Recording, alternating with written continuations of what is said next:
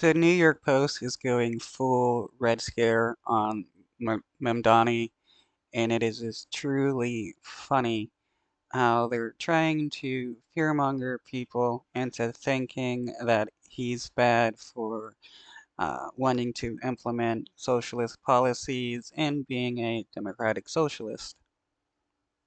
Zohran Mamdani, the Democratic nominee for mayor, is a lightweight. But that doesn't mean he's not dangerous, that his victory in the fall, should that happen, won't be terrible for New York City. Because he comes with some very pernicious heavyweight backing. That is, he is running as the selected candidate of the Democratic Socialists of America. It was their organization that put him over the top, their fundraising that was crucial to him winning, and he is obviously a believer, insofar as he believes in anything anyway, in that agenda.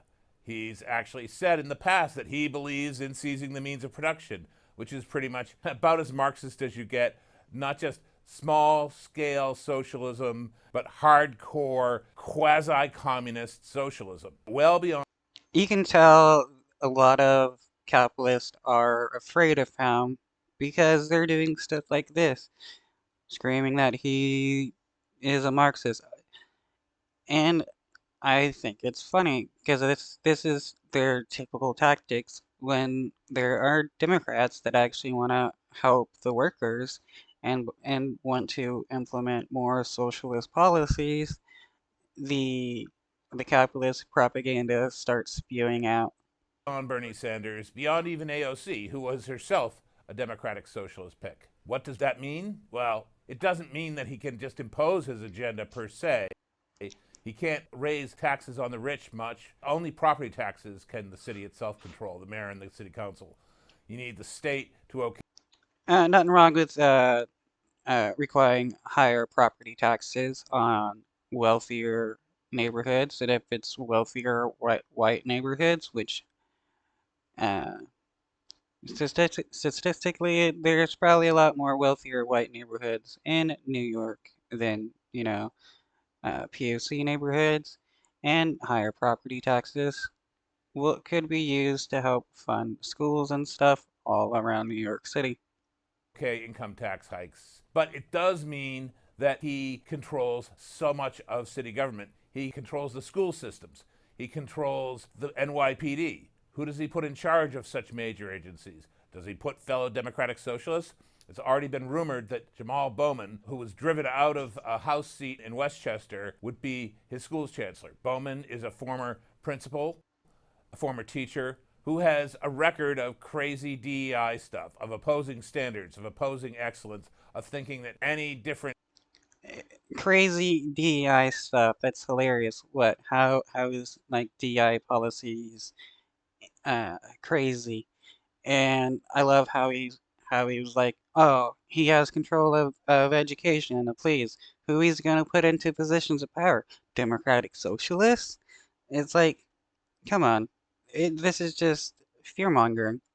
Result is the result of racism. He's a terrible, terrible force in education, and he's basically what the Democratic Socialists would offer.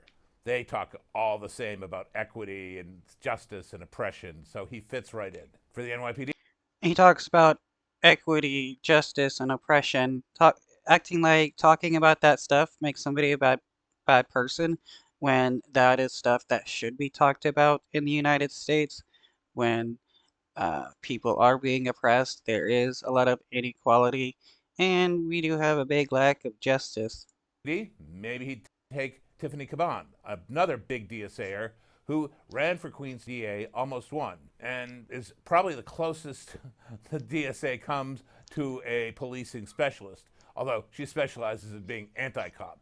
The NYPD is already facing an exodus of its best, of its veterans. Should Mom die? Of its best, I mean, really, uh, the NYPD, some of the worst cops out there. I mean, they are rife with using police violence against people. And what? Being anti-cop can also mean wanting to reform the cop system that we have from being rewarded for committing violence against people and actually being punished for that, which a lot of capitalists don't like because the cops are used to protect their property. Donnie Wynn, whoever he picks to put it to run the NYPD, is going to force an exodus, unless he somehow turns around and, before getting elected, disavows everything he's ever said on this issue. He's not going to do that. He'll fudge, he'll dodge, he'll hem and haw. But in the Well, if he doesn't budge on his stance, that's good because we don't need more flip-floppers, people that will only say things in order to get elected. We need people that actually have a spine. And most Democrats do not have spines because they will easily bend over whenever rich people start bribing them. end, Zohran Mamdani has nothing to offer but democratic socialism, plus, his head wave and his social media feed. There's Better than democratic capitalism. nothing of substance that's good there. All the substance